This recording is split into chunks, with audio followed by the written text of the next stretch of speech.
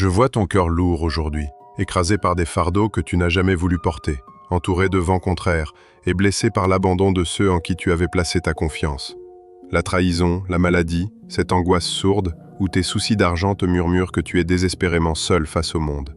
Mais écoute ma voix au plus profond de ton âme, car toi et moi, nous allons traverser cela ensemble. Mon soutien souverain a infiniment plus de valeur que 1000 armées dressées contre toi. Je sais bien que face à la réalité brute de ta douleur, les belles phrases semblent bien vaines, et que la tempête fait trop de bruit pour que tu puisses facilement m'entendre.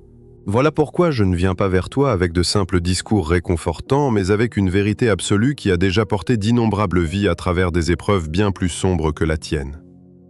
Cette promesse ne vacille pas selon tes humeurs. Elle ne dépend pas de la force de ta foi ce matin, et elle ne s'affaiblit pas parce que ta situation tarde à s'arranger. Sache que je suis à tes côtés non pas comme un concept lointain ou une idée floue, mais comme une réalité bien plus tangible que n'importe quelle difficulté qui t'assaille. Lorsque cette certitude pénètre enfin ton cœur et pas seulement tes pensées, tout ton monde commence à se transformer. Depuis le jour où j'ai choisi de me tenir près de toi, aucune force terrestre ni aucune puissance des ténèbres ne peut te terrasser pour de bon. Ta victoire ne dépend pas du nombre de tes alliés, mais de ma présence à tes côtés dans l'arène. Parce que je marche avec toi, le triomphe habite déjà en toi. Non pas comme une simple possibilité, mais comme une absolue certitude. C'est une vérité non négociable, avec tes doutes qui ne faiblit pas quand tout s'effondre autour de toi, et qui reste ferme, même si le chemin semble long et douloureux. Cet instant n'est pas une simple coïncidence, c'est notre rendez-vous où je viens te rappeler ton identité, ta force divine, et te jurer que tu n'es pas seul. Si mes paroles résonnent déjà au fond de ton âme, déclare haut et fort par écrit que mon soutien te suffit pleinement. Fais-en une vérité absolue pour ta vie dès aujourd'hui, sans attendre que la tempête se calme. Partage aussi ce message autour de toi, car une âme fatiguée a désespérément besoin d'entendre ma voix à travers toi en ce moment même. Laisse-moi graver dans ton esprit cette promesse éternelle inscrite au cœur même des Écritures et vécue par tous ceux qui marchent à mes côtés. Quand je suis avec toi, l'échec n'est jamais le mot de la fin, et la défaite n'a aucune autorité sur ton destin. Je sais bien que les épreuves t'ont fatigué et que tu as dû mener d'âpres combats ces derniers temps.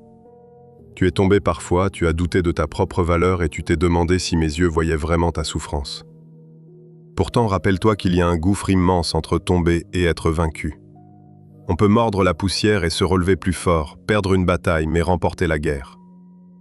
Toi et moi savons bien que ton histoire ne s'arrête pas à ce chapitre douloureux tant que tu me tiens la main. Comme le dit ma parole dans la lettre aux Romains au chapitre 8, verset 31, « Si je suis pour toi, qui pourra se dresser contre toi ?» Prends une seconde pour méditer cela profondément au-delà des mots faciles. Si moi, le Créateur de l'univers qui connaît la fin avant même le commencement et tient chaque seconde de ton existence entre mes mains, je suis avec toi. Quelle menace pourrait réellement t'anéantir? Je ne t'ai jamais promis une vie sans épreuve ni adversaire, mais je te garantis qu'aucun d'eux n'aura le dernier mot sur toi. Cette certitude doit transformer ta façon de faire face à tes peurs les plus intimes. Elle doit changer ton attitude dans les moments difficiles et te donner la force de te lever chaque matin, même après les journées les plus sombres. Affronter l'existence à mes côtés change absolument tout, et cette différence n'est pas seulement spirituelle, elle est profondément concrète. Quand tu as conscience de mon soutien souverain, tes choix, tes paroles et tes réactions sous la pression se transforment. Ce n'est pas une question de courage personnel, mais de savoir que l'issue finale ne dépend plus uniquement de tes propres forces. Une puissance invisible te porte et te libère du poids de la solitude. Tu n'as jamais marché seul, même dans tes nuits les plus froides, ou quand ton cœur croyait le contraire. J'étais là, silencieux mais fidèle, pour porter ce que tes épaules fatiguées ne pouvaient plus supporter. La prochaine fois que le doute cherchera à te persuader de ton abandon, redonne vie à cette promesse au plus profond de ton être. Si je suis pour toi, qui pourra triompher de toi? Absolument personne. Aucune crise financière, aucune maladie, aucune voix malveillante, aucun regret du passé ne peut rivaliser avec ma puissance souveraine. Je n'ai aucun rival dans ce monde. Laisse ma présence invisible envelopper ton esprit aujourd'hui, car ma protection ne se manifeste pas toujours par des miracles spectaculaires sous tes yeux. C'est un bouclier divin que tes yeux physiques ignorent, mais que ton âme fatiguée reconnaît et ressent profondément. Ma main protectrice n'agit pas toujours par des bruits fracassants ou des bouleversements instantanés. Souvent, je te protège à travers ce qui ne s'est pas produit. Le drame évité de justesse, la rupture douloureuse qui t'a sauvé d'un piège, ou la porte fermée qui t'a brisé le cœur, mais t'a préservé du pire. Souviens-toi de cette histoire du 2e livre des rois, où le prophète Élisée et son compagnon se trouvaient dans la cité de Dotha. Une nuit, une immense armée envoyée par le roi de Syria avec ses chars et ses cavaliers encercla complètement la ville pour les capturer, ne leur laissant visiblement aucune issue humaine pour s'échapper. Au lever du jour, le serviteur de Élisée fut saisi d'une terreur indicible en contemplant cette menace. Il s'écria, tremblant de peur, se demandant comment survivre à un tel encerclement. À ses yeux, la fin était proche et inéluctable. C'est alors que Élisée lui offrit mes paroles de réconfort, en lui disant de ne rien craindre, car nos défenseurs étaient bien plus nombreux que leurs assaillants. Puis Élisée m'implora d'ouvrir le regard du jeune homme. Lorsque j'ai dévoilé sa vision spirituelle, il contempla la montagne entière embrasée de mes chars de feu.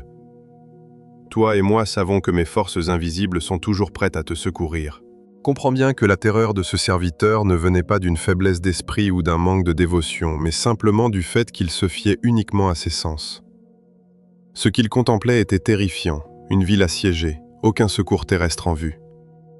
Le doute s'installe souvent ainsi, non par absence de foi, mais lorsque l'on s'arrête à la surface matérielle des choses. Le véritable écueil n'était pas ce qu'il percevait, mais tout ce qu'il ne pouvait pas encore distinguer, car j'agissais dans une dimension invisible pour lui. Quand Élisée m'a demandé de lui ouvrir les yeux, rien de nouveau n'a été créé, tout était déjà là. Mes légions célestes n'ont jamais quitté leur poste. Elles étaient là depuis le tout début. Ce n'était pas la réalité qui faisait défaut, mais simplement sa perception humaine. Et c'est exactement ce qui se joue pour toi aujourd'hui. Tes yeux physiques ne voient peut-être que des obstacles insurmontables, des dettes, des trahisons ou des déceptions. Mais dans le royaume invisible, j'œuvre activement en ta faveur. Ma protection invisible veille sur toi sans relâche, même quand tu ne ressens rien. Une armée spirituelle campe tout autour de ta vie, et sache qu'aucun ennemi ne pourra jamais franchir ce rempart sacré sans mon autorisation souveraine. Rappelle-toi ma promesse écrite dans le livre d'Isaïe, au chapitre 41, verset 10, où je te dis de ne pas craindre car je suis avec toi, de ne pas faiblir car je suis ton Dieu qui te fortifie. Je t'aiderai toujours, et je te soutiendrai de ma main triomphante. Ce mot « toujours » ne dépend pas de ton obéissance parfaite ou des jours où ta foi est au plus haut. Je suis là dans tes doutes, dans ta détresse et dans tes moments de faiblesse absolue. Cette certitude absolue que je ne t'abandonnerai jamais est ton bouclier le plus puissant. Laisse-moi maintenant te parler d'un sujet plus difficile, mais essentiel pour ta délivrance. L'adversaire choisit rarement de t'affronter ouvertement, car un assaut direct te pousserait à réveiller immédiatement ta foi en moi. Son plan le plus redoutable consiste à user tes forces en silence, à éteindre ton espérance et à te pousser à abandonner le combat juste avant ta délivrance. Il attend que tu sois épuisé pour que tu relâches ta garde, glissant des doutes nocturnes dans ton esprit solitaire, ou ranimant tes échecs passés au moment précis où tu t'apprêtes à triompher. Ces voix intérieures murmurent que persévérer est inutile, empilant les épreuves les unes sur les autres jusqu'à ce que le fardeau te paraisse tout simplement intolérable. Son but ultime est de t'épuiser à petit feu pour que tu choisisses toi-même de baisser les bras. C'est précisément pour cela que je ne renoncerai jamais à toi, peu importe tes doutes, tes erreurs ou tes moments de fatigue extrême. Je continue d'agir dans l'ombre pour ton avenir, car ma fidélité envers toi reste inébranlable. Toi et moi devons sceller cette promesse écrite dans l'Épître aux Hébreux au chapitre 10, verset 23, qui nous exhorte à garder fermement notre espérance sans faiblir, car celui qui a fait les promesses est éternellement fidèle à sa parole. C'est moi qui ai fait la promesse et ma fidélité envers toi est inébranlable. Tu n'as pas à lutter pour rester fort par tes propres moyens, car c'est mon bras qui te soutient. Ma loyauté ne dépend pas de ta fatigue, de tes fluctuations émotionnelles, ni de la petite étincelle de foi que tu parviens à rassembler aujourd'hui. Ce que j'ai proclamé, ma main l'accomplira. Mais regarde de plus près la stratégie que l'ennemi déploie contre toi. Il cherche à saper ta paix non seulement par des épreuves visibles, mais en envahissant tes pensées de doute, de scénarios imaginaires et de regrets amers sur tes erreurs passées, tout en te murmurant que les autres réussissent là où tu stagnes encore. Sache que cette tempête dans ton esprit est une tentative délibérée de l'adversaire pour affaiblir ton âme. Lorsque tes pensées sont épuisées, il te devient difficile de t'abandonner totalement à moi. Un esprit fatigué finit toujours par agir sous l'emprise de la peur. Et ces choix dictés par l'angoisse t'éloignent du chemin de lumière que j'ai tracé pour toi. Je ne t'ai pas créé pour que tu vives prisonnier de tes doutes ou paralysé par l'incompréhension. Mon désir le plus profond est de t'offrir ma paix parfaite et un repos véritable. Apprends à relâcher ton contrôle, car même si tes yeux ne voient rien pour l'instant, mes mains invisibles s'activent pour ton bien. Si tu te sens écrasé aujourd'hui sous le poids de tourments insolubles, c'est le moment de déposer ce fardeau à mes pieds, tout comme le roi Ézéchias l'a fait autrefois dans mon temple. Viens devant moi, ouvre ton cœur et dis-moi simplement que tu refuses de porter cette charge tout seul. Tu n'as pas besoin de tout comprendre pour me faire confiance. Dès que tu relâches cette pression, ton âme s'apaise. Non pas par miracle instantané, mais parce que tu acceptes enfin mon repos qui surpasse de loin 1000 explications humaines. L'ennemi cherche à t'épuiser car il sait que la gloire que je te réserve au bout du chemin effacera chacune de tes peines dans cette bataille. Ne baisse pas les bras avant d'avoir contemplé les merveilles que j'ai préparées pour ta vie. La phase la plus redoutable de ton combat n'est pas la violence des attaques visibles, ni la douleur que tu peux exprimer par des mots, c'est l'épreuve de mon silence. C'est ce moment précis où tes prières semblent se heurter à des cieux de bronze, où aucune direction claire ne se dessine malgré tes recherches constantes, et où les saisons passent sans qu'aucun changement ne paraisse à l'horizon. Ton esprit commence alors à inventer des histoires douloureuses, imaginant que je suis en colère, que tu as échoué, ou que ta foi est trop faible pour ébranler les montagnes devant toi. Laisse-moi te révéler le véritable sens de mon silence. Ce n'est pas un abandon, c'est une préparation sacrée. Je ne me tais pas par indifférence, mais parce que j'agis dans des dimensions invisibles à tes yeux mortels. Vois-moi comme un enseignant bienveillant. Durant les leçons, je parle, je t'oriente et je corrige tes pas. Mais quand vient l'heure de l'examen, je garde le silence non pas pour t'abandonner, mais pour observer comment tu mets en pratique ce que je t'ai transmis. Je t'ai déjà donné ma parole, j'ai semé ma promesse dans ton cœur et je t'ai indiqué la voie. À présent, je désire voir si tu oses avancer par la foi sans exiger de nouveaux signes à chaque pas. Cette foi inébranlable, qui ose avancer même quand ma voix se tait, est celle qui m'honore le plus, car elle ne repose pas sur tes émotions éphémères, mais sur une conviction profonde. Je ne souhaite pas que tu restes figé à te demander pourquoi je tarde à répondre. Je veux que tu marches avec la certitude tranquille que, puisque je suis engagé à tes côtés, ton problème est déjà résolu, même si la solution demeure invisible pour l'instant. Mon silence forge en toi une sagesse et une intimité que le bruit du monde ne pourra jamais t'offrir. Quand les miracles s'enchaînent sous tes yeux, il est aisé de me célébrer ô le Dieu qui agit avec puissance. C'est au cœur de ce silence que tu me découvres tel que je suis vraiment, au-delà de mes œuvres.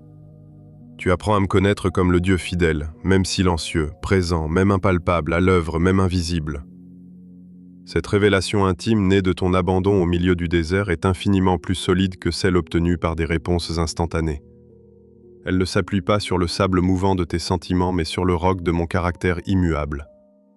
Souviens-toi de ma parole dans le psaume 46, verset 10. « Arrêtez et sachez que je suis Dieu. » Ce n'est pas un cri de résignation, mais un appel à une confiance absolue qui te permet de continuer à marcher.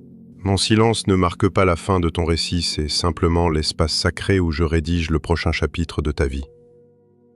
Laisse-moi te rappeler une histoire de mes écritures qui résonne à travers les âges pour enseigner aux hommes comment affronter l'impossible à mes côtés.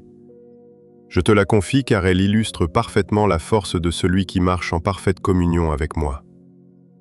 L'armée d'Israël était totalement paralysée d'effroi. Le géant Goliath s'est dressé dans la vallée d'Éla pendant 40 jours d'humiliation constante où aucun soldat n'osait faire un pas.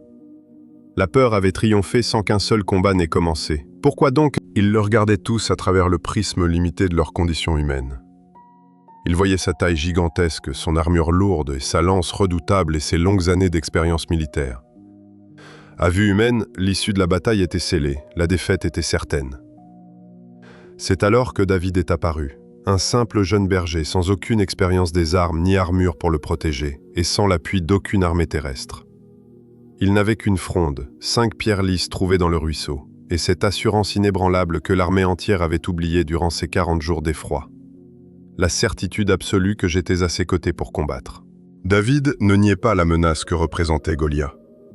Il reconnaissait sa force et son danger et savait que selon les lois de la guerre, sa cause était perdue d'avance. Pourtant, il possédait une vérité spirituelle qu'aucune stratégie humaine ne pouvait ébranler. Comme l'indique le premier livre de Samuel, chapitre 17, verset 37, Il s'est souvenu que moi, l'Éternel, qui l'avait délivré des griffes du lion et de l'ours, je le sauverai aussi de ce Philistin. Ce n'était pas de l'orgueil, mais le fruit de notre histoire commune. Il savait ce que j'accomplis pour ceux qui placent leur confiance en moi, et cette mémoire l'a poussé à s'avancer avec audace. Ce qui s'est produit ensuite dépasse l'entendement. S'adressant à Goliath sans la moindre crainte ni hésitation politique, David a proclamé des paroles inspirées par une certitude absolue. « En mon nom ». Selon le premier livre de Samuel, chapitre 17, verset 45, il a dit « Tu marches contre moi avec l'épée et la lance, mais moi je viens contre toi au nom de l'Éternel des armées. » Mon saint nom était sa véritable force, bien au-delà de sa fronde ou de ses pierres de berger. Une seule pierre propulsée par la main de mon oint a suffi pour abattre le géant redouté.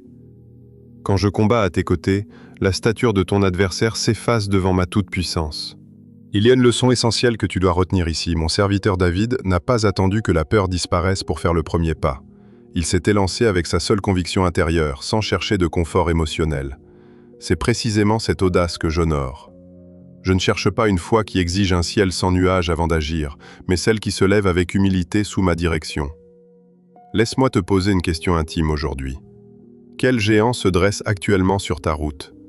Quel est ce Goliath que tu observes depuis trop longtemps, qu'il s'agisse d'une anxiété dévorante, d'une maladie persistante ou de lendemains incertains, qu'il s'agisse de soucis financiers insolubles, d'une relation brisée ou d'une promesse tant attendue que tu n'oses plus espérer? Regarde cette montagne en face et souviens-toi de la vérité de David.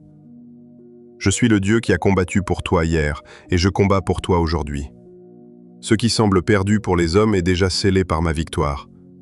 Avec ma présence à tes côtés, l'humble pierre que tu tiens suffit amplement. Écoute cette autre vérité de mes écritures qui bouscule toute logique humaine, car je ne combats pas toujours de la même manière. Parfois, ma stratégie ne requiert pas un surcroît de force, mais simplement un abandon total entre mes mains. Prends l'exemple du roi Josaphat qui reçut un jour une terrible nouvelle.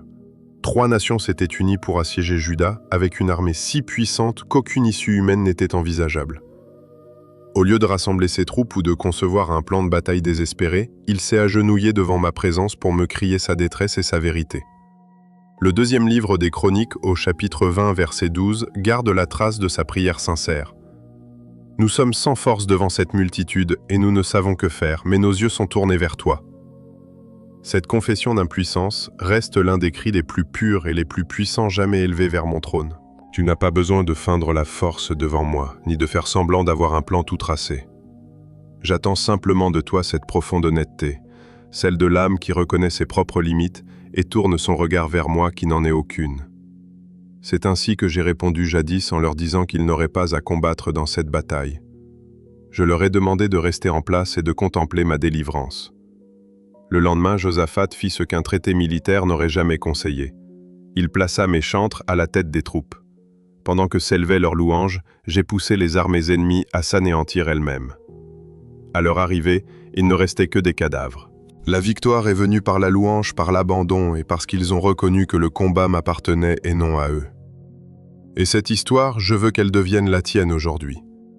Vois-tu, il y a des combats que tu ne gagneras pas en redoublant d'efforts, mais en t'abandonnant à moi. Certains problèmes ne se résolvent pas à force d'analyse, mais quand tu lâches prise pour me laisser agir en premier. Souviens-toi de ce que dit ma parole dans le deuxième livre des Chroniques, au chapitre 20, verset 22. Dès l'instant où ils ont commencé à entonner leurs chants d'amour et de louange, j'ai moi-même dressé des embuscades contre les fils d'Ammon de Moab et de la montagne de Séhir. C'est au moment même où ils ont commencé à célébrer mon nom que j'ai agi, et non pas quand le combat s'est achevé ou que les problèmes ont été résolus. Ta louange n'est pas la simple conséquence de ton triomphe, elle en est la clé absolue. Cela change tout dans ta façon de percevoir ta foi face aux tempêtes de la vie. La véritable foi n'attend pas de voir le dénouement pour crier victoire, elle proclame ma puissance pour que s'ouvre le chemin. Si tu manques de force aujourd'hui, je ne te demande pas de lutter davantage, je te demande de placer la louange en tête de ton armée, d'élever ta voix vers moi et de me dire avec confiance « Je ne sais pas quoi faire, Seigneur, mais mes yeux sont sur toi ». Et c'est depuis ce lieu d'abandon total que j'accomplis ce que moi seul peux réaliser dans ta vie. Laisse-moi te rappeler une vérité que la souffrance te fait trop souvent oublier. Ce que tu perçois comme une défaite cuisante à ton échelle humaine est exactement l'étape essentielle dont j'ai besoin pour te guider vers ta véritable destinée. Songe un instant à la graine. Pour porter du fruit, elle doit être enfouie dans le sol. Elle doit traverser l'obscurité la plus totale et se briser avant de pouvoir germer.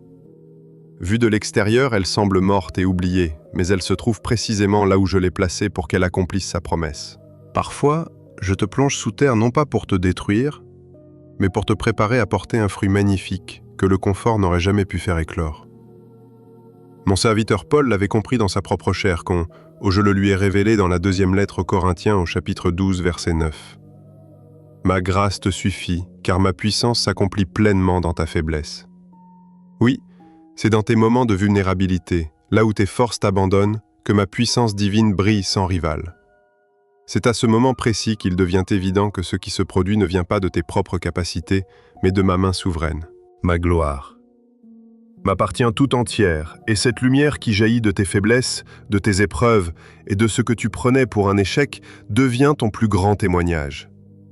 Quand le monde te verra triompher au sortir de cette épreuve, personne ne dira que tu as été habile, courageux ou brillant. Ils proclameront tous que j'ai été fidèle à tes côtés. Ce témoignage puissant ne se forge pas dans la facilité des jours calmes, mais précisément ici, dans le creuset de tes larmes actuelles. Ne cherche plus à fuir ce cheminement, n'essaie pas de masquer ta peine sous de faux semblants. Laisse-moi te façonner là où tu es, car mon atelier ne ressemble pas toujours à un havre de paix. Mon atelier prend parfois l'aspect d'un désert aride, d'une caverne sombre ou d'un feu brûlant. Mais sache que ce qui en sort purifié n'a absolument plus rien à voir avec ce qui y est entré.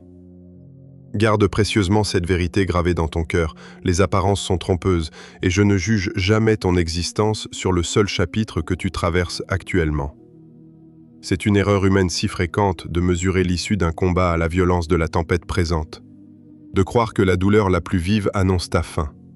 Ces chapitres douloureux ne sont jamais des points finaux, ils ne sont que des passerelles vers ma gloire. La différence entre celui qui triomphe de l'épreuve et celui qui s'effondre ne tient pas à la violence de la tempête, mais au regard qu'il porte sur elle. Regarde la chenille enfermée dans son cocon. De l'extérieur, elle semble captive, limitée à l'étroit dans un espace bien trop petit pour son destin. Pourtant, ce cocon n'est pas sa tombe, c'est le lieu secret de sa métamorphose. Ce qui ressemble à une douloureuse contrainte est en réalité mon œuvre de création. Si quelqu'un tentait de l'aider en ouvrant cette enveloppe prématurément, il la détruirait, car l'effort pour s'en extraire est précisément ce qui donne à ses ailes la force de s'envoler. Mes voix agissent exactement de la même manière dans ta vie. L'adversité ne surgit pas pour t'anéantir, mais pour fortifier en toi ce qui te permettra de prendre ton envol demain. Alors quand tu te sens à l'étroit, oppressé par le temps et la rudesse de l'épreuve, rappelle-toi que je ne définis jamais ton histoire par ton chapitre actuel. Je contemple déjà le papillon majestueux que je façonne en toi, et je connais la seconde précise où le cocon doit s'ouvrir. Laisse-moi te parler de l'histoire du roi Ézéchias. Elle s'adresse directement à toi si tu te sens aujourd'hui pris au piège dans une impasse. Ézéchias, alors roi de Juda, reçut une lettre terrifiante du roi d'Assyrie, l'empire le plus redoutable de l'époque. Cette lettre de menace affirmait qu'aucun dieu n'avait pu sauver les nations conquises par son armée et que mon peuple ne ferait pas exception. Humainement, la capitulation semblait être l'unique issue raisonnable, car l'ennemi était invincible. Mais Ézéchias fit un geste qui changea le cours de l'histoire. Comme le dit le deuxième livre des rois au chapitre 19, verset 14, il prit la lettre des mains des messagers, la lut, puis monta dans ma maison pour l'étendre directement devant moi. Il n'a pas réuni de conseil de guerre, n'a pas cédé à la panique, mais est venu déposer ce fardeau à mes pieds, implorant mon regard sur ses menaces. Et cette nuit-là, tandis qu'il dormait paisiblement, en plaçant sa confiance en moi, mon ange est intervenu dans le camp assyrien, neutralisant 185 000 hommes.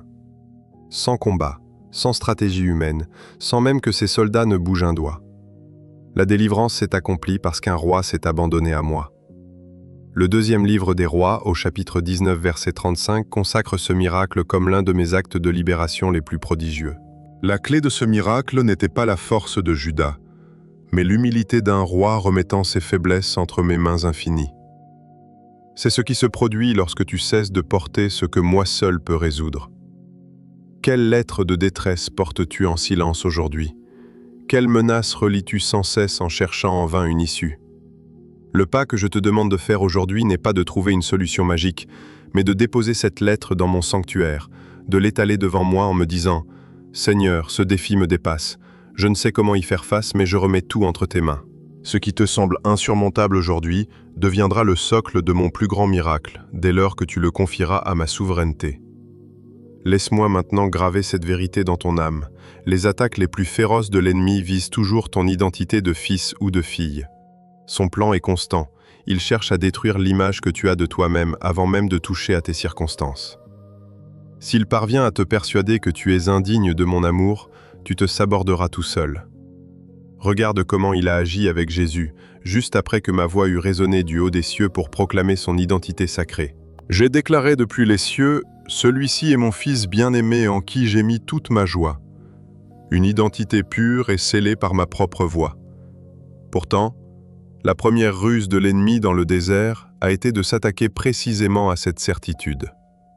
Il n'a pas visé ses conditions physiques ou sa mission divine en premier, mais bien sa filiation, en lui murmurant « Si tu es le Fils de Dieu, ordonne que ces pierres deviennent des pains. » Voilà son éternel piège, insinuer le doute. Es-tu vraiment celle ou celui que j'ai promis de bénir? Es-tu digne des promesses que j'ai prononcées sur ton existence? Si tu ne parviens pas à identifier cette attaque pour ce qu'elle est, tu vas y répondre depuis le mauvais endroit, celui du doute et de tes blessures. Tu te battras en ressassant cette liste de fautes et d'échecs que l'adversaire tient prêt à te jeter au visage au pire moment. C'est ainsi que, sans même t'en rendre compte, tu t'éloignes de la destinée que j'ai tracée pour toi. Si tu refuses de te voir à travers mes yeux, tu vivras bien en dessous de ton appel. Tu chercheras de l'amour là où il n'y en a pas, acceptant des miettes, alors que je t'appelle à ma table royale. Rappelle-toi ce que j'ai fait écrire dans la première lettre de Pierre, chapitre 2, verset 9, car mes mots sont limpides. Tu es une lignée choisie, un sacerdoce royal, une nation sainte, mon peuple précieux.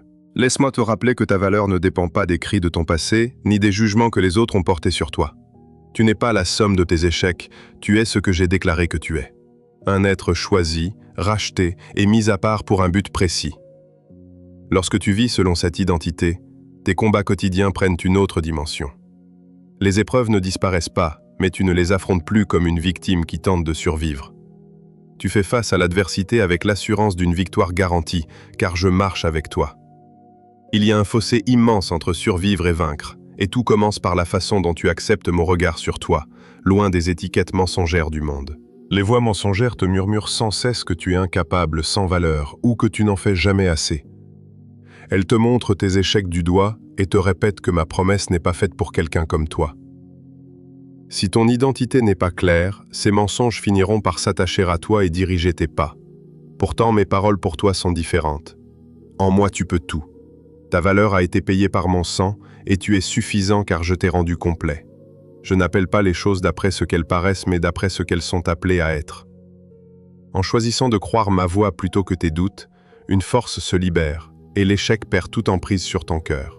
Laisse-moi t'enseigner une vérité profonde sur la foi, car nous devons clarifier cela ensemble. La foi n'est pas un sentiment agréable qui t'habite quand tout va bien. C'est une décision ferme que tu prends quand rien ne va plus. Beaucoup la confondent avec une simple émotion spirituelle, s'imaginant qu'il faut se sentir fort et connecté à moi de manière constante. Dès que ces sensations s'évanouissent, ils croient que leur foi a disparu.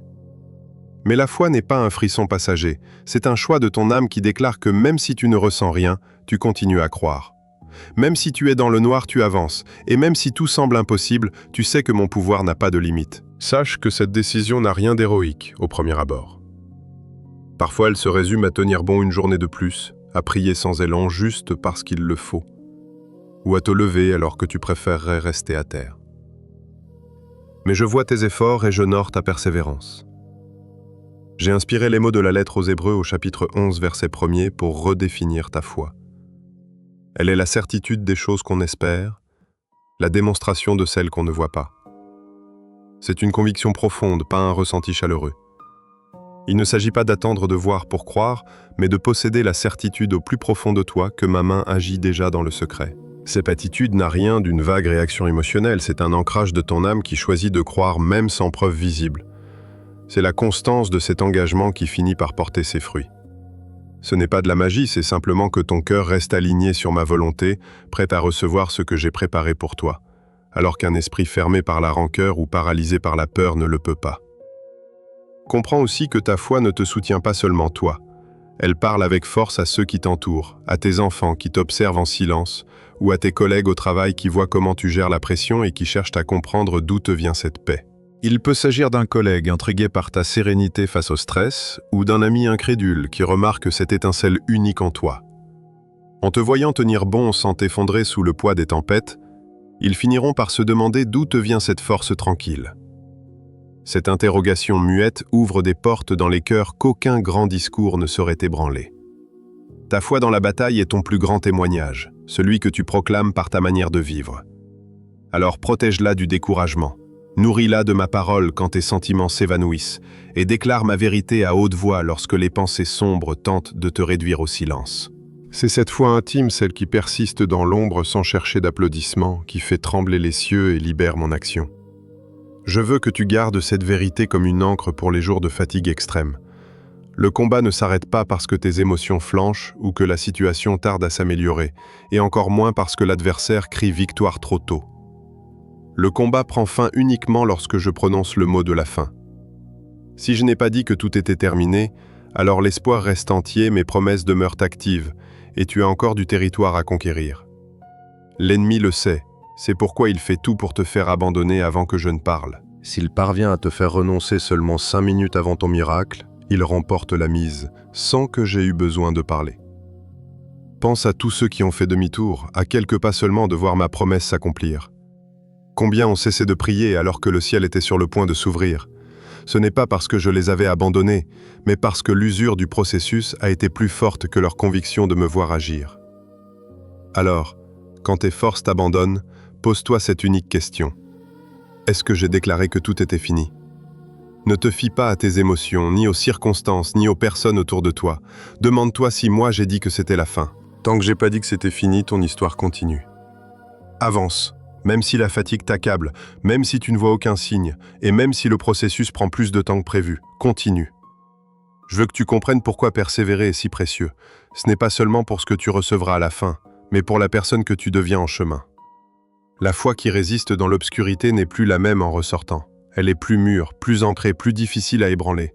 C'est cette foi forgée par l'épreuve qui te soutiendra dans l'avenir, car ma promesse n'a pas de date de péremption. Ce que j'ai promis, je l'accomplis toujours avec une précision parfaite. Voici une vérité essentielle que je t'invite à garder précieusement, surtout les jours où rien ne fonctionne comme prévu. Quand tout s'écroule, je reste fidèle. Ma fidélité n'est pas conditionnelle, elle ne dépend pas de ta conduite ni de ta capacité à garder une foi parfaite durant la tempête. Je suis fidèle pour ce que je suis, pas pour ce que tu fais. Cela signifie que même dans tes pires moments, même quand tu tombes, même quand ta foi est si faible que tu ne la reconnais plus, ma loyauté envers toi ne change pas. Ma présence à tes côtés reste ferme et inébranlable, peu importe tes faiblesses. Dans ma seconde lettre à Timothée, au chapitre 2, verset 13, j'ai fait inscrire ces mots d'une droiture désarmante. Si nous sommes infidèles, il demeure fidèle, car il ne peut se renier lui-même. Comprends-tu cela? Ma fidélité n'est pas un habit que je revais ou retire selon les circonstances de ta vie. Elle est ma substance même, indissociable de mon être, tout comme la clarté est indissociable du soleil. Cette révélation doit transformer ta façon de venir à moi dans tes instants de faiblesse. Tu n'as pas besoin d'être parfait, de régler tous tes problèmes avant de me chercher, ou d'avoir conservé une foi sans tache pour espérer que je réponde à ton appel à l'aide. Viens à moi tel que tu es aujourd'hui, avec tes doutes, ta fatigue et les erreurs qui te font baisser la tête. Toi et moi savons à quel point le chemin peut être lourd, mais je t'accueille à bras ouverts. Ma fidélité ne dépend pas de tes performances, elle est ancrée dans mon cœur.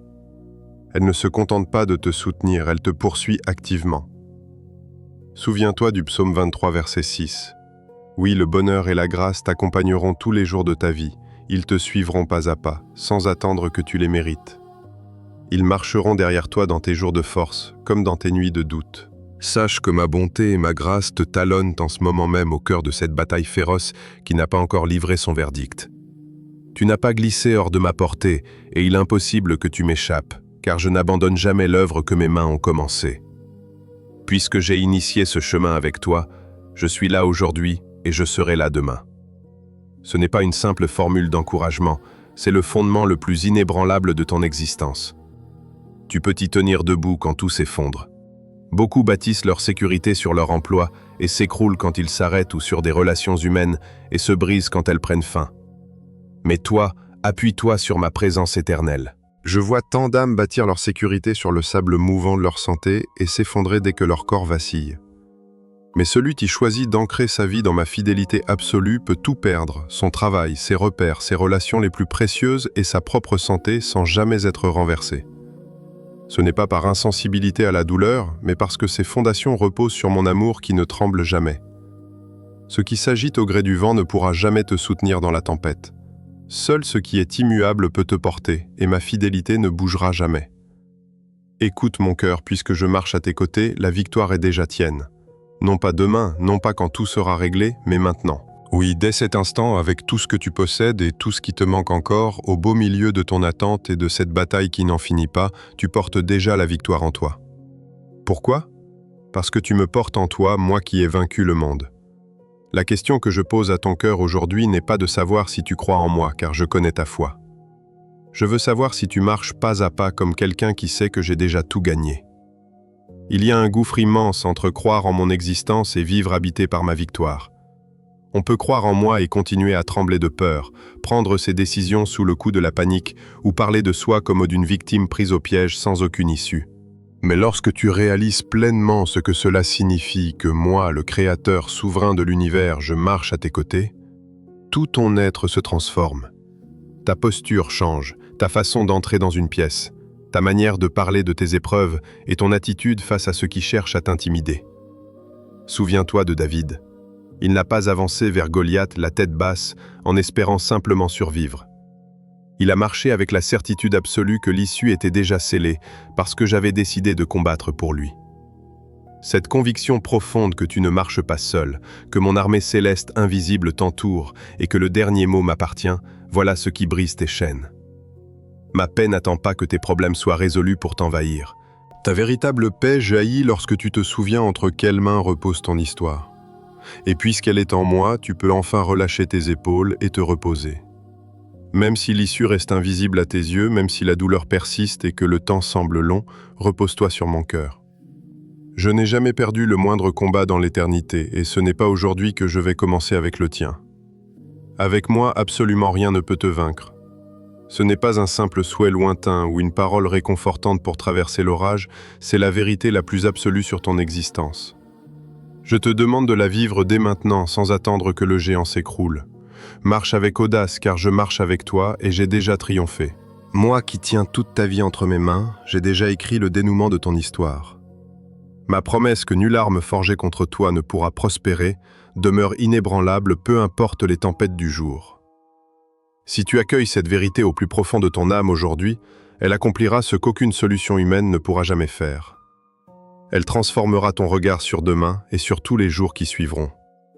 Celui qui se sait soutenu par ma force ne marche plus de la même manière, ne parle plus de la même façon et ne cède plus à la pression du monde. Une paix indicible l'habite, une fermeté inexplicable l'enveloppe et une espérance tenace brille en lui. Même au cœur de l'obscurité, c'est cette force surnaturelle qui naît en toi lorsque tu confesses que rien ne peut te vaincre tant que je suis là. Écris-le grave ces mots dans ton cœur et proclame-les aujourd'hui. Avec mon Dieu, personne ne peut m'abattre. Fais de cette parole ta conviction la plus profonde et non un simple refrain passager. Tes paroles portent un poids spirituel immense et tracent ton chemin. En déclarant par la foi ce que j'ai promis pour toi, tu accordes tes pas avec la réalité glorieuse que j'ai déjà préparée pour ta vie. Transmets maintenant ce message d'espoir à cette âme qui lutte en silence près de toi, car elle a désespérément besoin de se souvenir que je ne l'ai jamais abandonnée. Ces mots simples peuvent devenir l'instrument de mon amour pour relever ce cœur brisé.